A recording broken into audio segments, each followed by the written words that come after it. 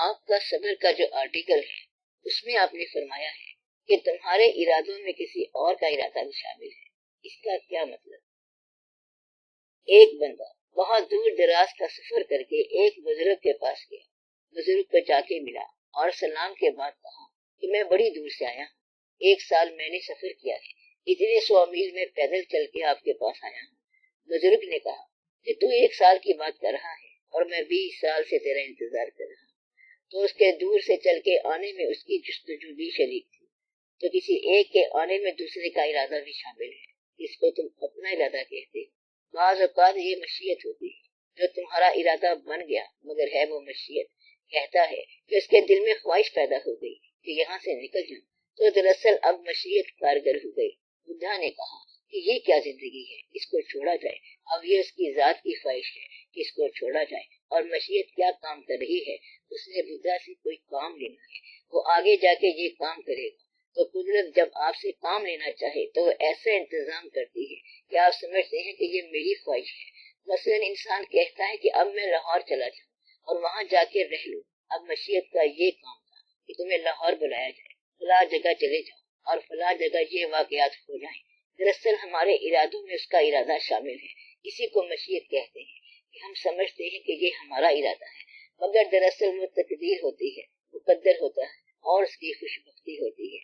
تو محب کی تمنا جو ہے وہ محبوب کی تمنا بھی ہے، اس کا ارادہ بھی شامل ہے۔ آپ کہتے ہیں کہ آپ کا ارادہ ہے حج کرنا، دراصل بلانے والے کا یہی ارادہ تھا، تو جانے والے کی بجائے بلانے والے کا یہ ارادہ ہوتا ہے، تو وہ دونوں ارادے جو ہیں وہ آپس میں مل جاتے ہیں، اسی کا نام ہوتا ہے واقعہ۔ واقعہ یہ ہے کہ 2 ارادے ہوتے ہیں، یہ کہتا ہے کہ میں وہاں جاؤں اور وہاں والے کہتے ہیں کہ ہم تو تیرا انتظار کر رہے تھے۔ آپ کو بات سمجھ آ گئی؟ اگر ایک ارادے میں دوسرے کا ارادہ شامل نہ ہو تو پریشانی رہتی ہے، تو ارادہ ہمیشہ شامل ہوتا ہے۔ کیا یہ قبل از وقت پہچانا بھی جا سکتا ہے؟ ہاں، یہ پہچانا جاتا ہے، اور پہچاننے والے یہ پہچانتے ہیں۔ وہ کہتے ہیں کہ اب مجھے آواز آ گئی ہے، اب مجھے کوئی اور بلا رہا ہے۔ لوگ کہتے ہیں کہ یہ بندہ اپنے گھر سے تنگ آ گیا ہے، وہ کہتا ہے کہ تنگ تو ہوں مگر مجھے کوئی اور بلا رہا ہے، مجھے کوئی دور کے دوست بلا رہے ہیں، کوئی اور مقام آ گیا ہے۔ تو انسان پہچان لیتا ہے۔ جب آپ کو اپنے ماحول میں تنگی ہو تو سمجھو کہ کوئی اور ماحول بلا رہا ہے، ورنہ تنگی کیوں آئے؟ اور جس کو یہاں رہنا ہے اس کو تنگی نہیں آئے گی۔ تنگی کا مطلب ہی یہ ہے کہ کوئی نیا ماحول آپ کو پکار رہا ہے، کہیں اور سے آواز آ رہی ہے، جنگل، بیابان، بیلے، تھل اور سسی بلا رہی ہے، تو یہ دوسرا ماحول بلا رہا ہے۔ انسانوں کو قبل اس وقت پتہ چل جاتا ہے، پتہ چل جانا چاہیے کہ میں کیا کر رہا ہوں، مجھے کیا ہو رہا ہے۔ اگر وہ صاحب شعور ہوگا تو سمجھ آئے گا، وہ صاحب شعور ہو جاتا ہے۔ بعض اوقات جلدی سمجھ آ جاتی ہے اور بعض اوقات کوئی سمجھا جاتا ہے کہ یہ تم کیا کام کر رہے ہو، یہ تمہارا کام نہیں ہے۔ کئی دفعہ کسی مصروف آدمی کو کسی نے کان میں کہہ دیا کہ یہ کیا کر رہے ہو۔ آج کے انسان کی ٹریجڈی یہ ہے کہ وہ سمجھتا ہے کہ وہ بڑا دانا ہے۔ دوسری بات یہ کہ اگر اس کے ساتھ کوئی نیکی کرے تو وہ یہ سمجھتا ہے کہ یہ مجھ سے کوئی منفعت چاہتا ہے۔ مطلب یہ کہ اگر اس کے ساتھ فی سبیل اللہ نیکی کرے تو بھی وہ یہ توقع کرتا ہے کہ یہ میرا کوئی نقصان کرے گا، تو وہ کسی نیک انسان کو بھی نقصان کے انداز سے سوچے گا کہ یہ جو میرے ساتھ نیکی کر رہا ہے یہ ضرور مجھے کوئی نقصان پہنچائے گا۔ یہی وجہ ہے کہ انسان اپنے آپ کو کسی کی تحویل میں نہیں دیتا، اور پھر نتیجہ یہ ہوتا ہے کہ وہ پریشان رہتا ہے۔ اگر انسان اپنے آپ کو ماحول کی تحویل میں دے دے یا اللہ کی تحویل میں دے دے، استادوں کی تحویل میں، گرو کی تحویل میں، بزرگوں کی تحویل میں دے دے تو وہ بچ جائے گا۔ تو اسے پتہ چل جاتا ہے، وہ اسے کہیں گے کہ یہ کام یوں ہے تو وہ کہے گا کہ ایسے ہی کر لو۔ بظاہر تو تم خوش نظر آ رہے ہو مگر اندر سے تم بالکل ٹوٹے پھوٹے ہو۔ خوشی جو ہے یہ سماج کا نقلی چہرہ ہے۔ کہتے ہیں کہ کیا حال ہے، کہتا ہے کہ بہت خوش ہیں، کیسے رہتے ہو؟ بہت اچھا جا رہا ہوں، اللہ کے فضل سے بچے بھی بہت اچھے ہیں، اور اندر سے سارا غم چھپا کے بیٹھا ہوا ہے۔ اب کوئی سننے والا ہو تو وہ بولے، اگر وہ کسی پہ اعتبار کرے تو وہ اس پہ راز کھولے۔ یہی وجہ ہے کہ آج کا انسان اندر ہی اندر کینسر بنا جاتا ہے، لیکن بات نہیں کھولتا۔ اگر کسی پہ اعتماد ہو تو بات کھلے، اس لیے کسی پہ اعتماد کرو اور اپنے آپ پر بھروسہ کرو، اللہ پہ بھروسہ کرو، یہ ماحول ٹل جائے گا۔ ایک بات سمجھ آ جاتی ہے لیکن پھر خیال آ جاتا ہے کہ شاید یہ غلطی ہے، یہ اضطراب کیوں ہے؟ یہ جو وسوسہ آ جاتا ہے کہ شاید ایسا ہو یا کہ شاید ایسا نہ ہو، تو اس کے لیے کہتے ہیں کہ پہلے ایک فیصلہ کرو اور پھر چل پڑو۔ چلنا تو ضرور ہے، آپ دن تو گزر جائے گا، یہ تو ہو نہیں سکتا کہ تمہارے فیصلے پینڈنگ رہ جائیں۔ اگر کچھ بھی نہیں کرو گے تو ایک اور فیصلہ آنے والا ہے، اور وہ میں نے پہلے بتایا تھا کہ the time is up and shut up. مثلا انسان چلا جا رہا ہے، سارے واقعات دیکھتا جا رہا ہے کہ یہ پھول ہے، یہ باغ ہے، یہ اس کی سیر ہے، تو کر لو جو کرنا ہے، کیونکہ اتنے میں آواز آنے والی ہے کہ تیرا وقت ختم ہو گیا۔ اس کے بعد خبردار کوئی بھی فیصلہ نہیں کر سکتا، کیونکہ یہ فیصلے زندگی کے اندر ہی ہونے تھے۔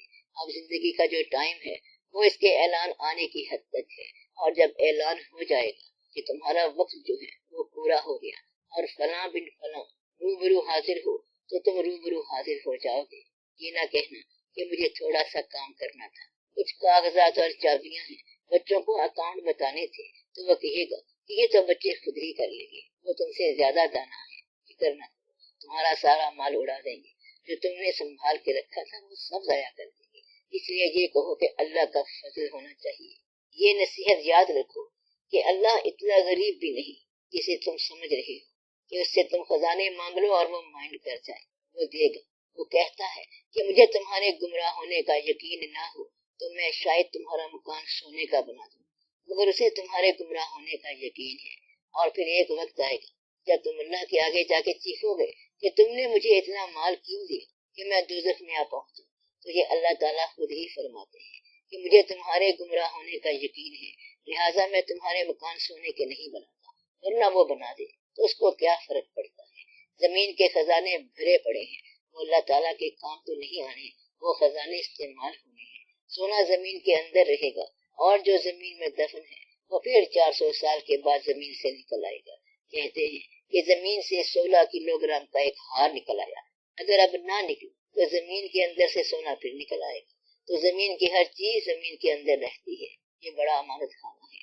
کہتے ہیں کہ امانت خانے سے تم کوئی چیز لے کے باہر نہیں جا سکتے ہی نہیں، کیونکہ پھر آپ کی ہڈیاں زمین میں جا کے مل جائیں گی، تو ہڈیوں کی فاسفورس، پھر نائٹروجن، پھر آکسیجن، اور پھر وہی مٹی کی مٹی، تو واقعہ اتنے کا اتنا ہی رہے گا۔ یعنی زمین کا ٹوٹل وزن وہی رہا جو پہلے تھا۔ تو تم یہاں سے لے کے کچھ نہیں گے، تم نے صرف یوز کرنا ہے۔ کیا کرنا ہے؟ صرف استعمال کرنا ہے۔ تو جو اللہ تعالیٰ استعمال کرا رہا ہے اسے استعمال کرو اور خوش ہو جاؤ، شکریہ ادا کرو۔ لے جانے کی تمنا جو ہے یہ گمراہی ہے، تم کہاں لے کے جاؤ گے؟ یہ کیسے ہو سکتا ہے کہ اس کائنات کے اس اللہ سے تم کچھ چیز لے کے کسی اور اللہ کے پاس چلے جاؤ گے؟ یہ تو بے وقوفی ہے، کیونکہ اللہ تو ایک ہی ہے، دوسرا اللہ کدھر سے آئے گا؟ دو اللہ تو ہو نہیں سکتے۔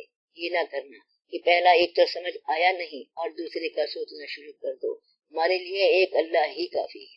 یہ نہ ہو کہ دو اللہ بنا لو، تین اللہ بنا لو، ٹرینیٹی بنا لو، یعنی وہ جو ہولی ٹرینیٹی ہے۔ نہ، ہمارے لیے ایک اللہ کافی ہے۔ کنفیوژن سے بچو اور یہ دیکھو کہ کون سا اللہ ہے۔ اللہ ہمارے لیے وہ اللہ ہے جو اللہ کے حبیب صلی اللہ علیہ وسلم کا اللہ ہے، ہمیں اور پتہ نہیں ہے۔ ایسا اللہ کے محبوب صلی اللہ علیہ وسلم نے فرمایا ہے، ہمارے لیے وہ اللہ ہے، تو ہم خدائے مصطفیٰ صلی اللہ علیہ وسلم کو مانتے ہیں۔ بس یہ کافی بات ہے۔ یہاں سے کیا کوئی چیز لے جانی ہے؟ نہیں لے جانی، نام بھی نہیں لے جانا، واقعہ کوئی بھی نہیں لے جانا، پیسہ بھی نہیں لے جانا، ہر چیز یہاں پڑی رہ جائے گی۔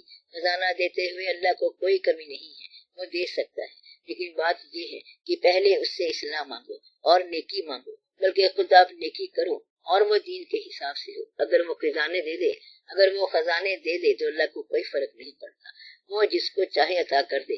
بس اللہ تعالیٰ کو تسلیم کرو کہ وہ پالنے والا ہے، اس کو تم پالنے والا مانتے نہیں ہو، اور مانگتے اس سے ہو تو وہ کیسے دے؟ تم سمجھتے ہو کہ ہمارا بازو پالنے والا ہے، ہم اپنے آپ کو پالنے والے ہیں، ہم بنانے والے ہیں اپنے آپ کو، ہم رزق بنائیں گے۔ اگر اس کو پالنے والا مان لو تو پھر اسی سے مانگو، یہ سارے دعوے ختم ہو جائیں گے اور صرف عاجزی کا دعویٰ رہ جائے گا۔ تم تو کاریگر آدمی ہو، آج یہ اسکیم بناتے ہو، کل وہ اسکیم بناتے ہو، پرسوں کوئی اور اسکیم بناتے ہو۔ اسکیمیں بنانے والا اللہ کے رازق ہونے میں شک کر رہا ہے، وہ رازق ہے اور جان کا رازق ہے۔ آپ ایک جگہ بیٹھ جاؤ تو وہ دے گا، اور ضرور دے گا، اچھی طرح سے دے گا۔ اپنے آپ کا خیال رکھو۔